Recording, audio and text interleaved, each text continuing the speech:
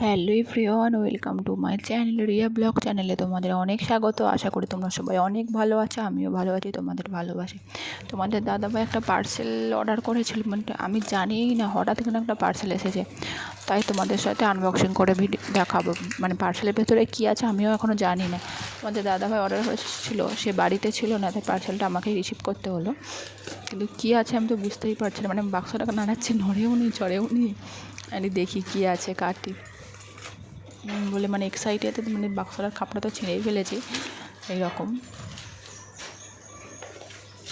আমি দেখি কি আছে,